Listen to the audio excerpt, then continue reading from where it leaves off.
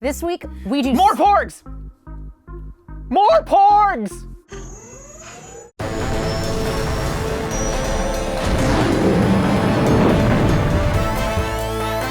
This week on the Star Wars Show, Anthony sits down with preachers Julie and Ann Emery.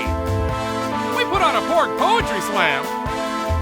And much, much more. Now, from the Lucasfilm headquarters, it's the Star Wars Show. Hi, I'm Anthony Carboni. And I'm Andy Gutierrez. Welcome to the Star Wars Show, a show whose most important segment is in the first minute, but the best segment is always at the end. So what do you call all the stuff in the middle? Content. Really good content. Well then, to the content.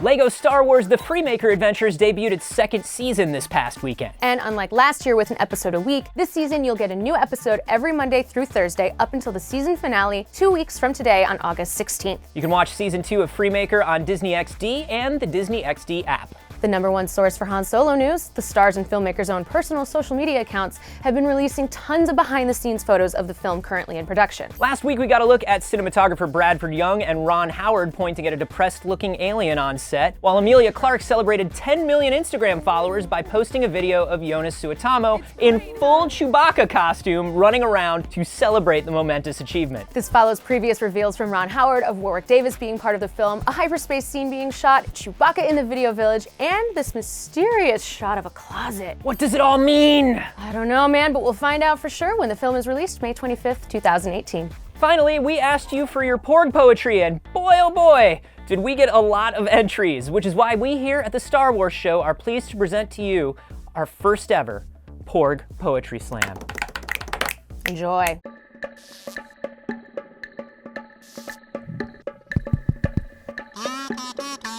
It sees through your lies, no matter what form of proof. Look deep within its eyes. The poor gullet will know the truth.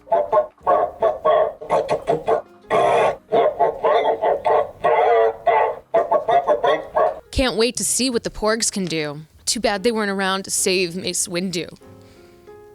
Manatuto, lupa lupa, gota mafuata, hoto ostoga. I got bit by a Porg and it was dope. Help me, Obi-Wan Kenobi, you're my only hope. Jodo, jodo. Porgs. Look at him, he's heading for that small moon. That's no moon.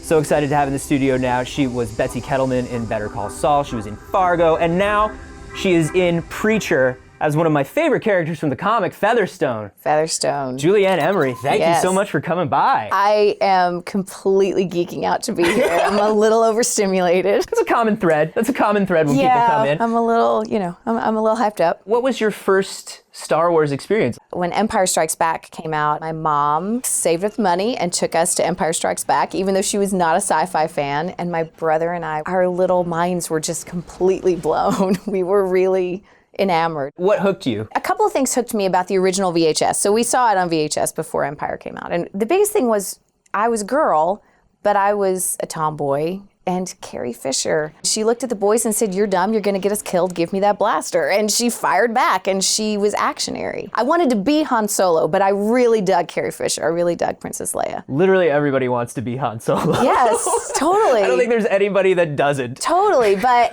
she was the first princess that didn't wait for someone to save her. And she was large and in charge, and I was immediately hooked.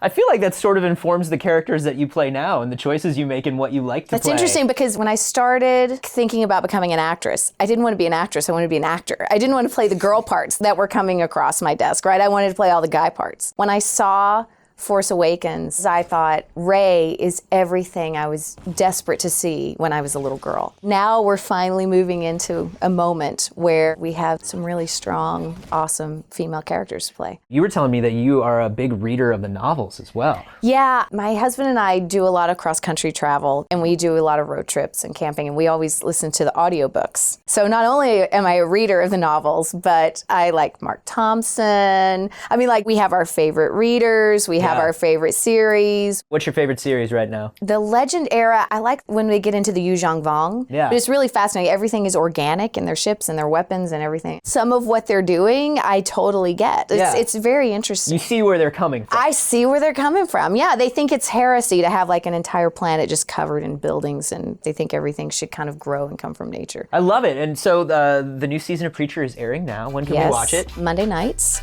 on AMC. Awesome. I'm so excited to watch it. Julie, thank you so much for coming by. Oh my God, thank you for having me here. I'm gonna go take pictures for 2 hours now.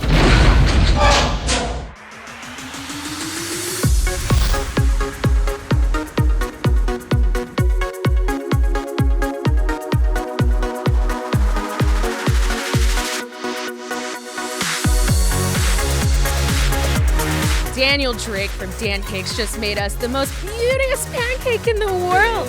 Some more Jar Jars. All the Jar Jar pancakes. I think it's probably all I'm gonna make. I mean, now that we've done this. I mean, he's my favorite Disney princess.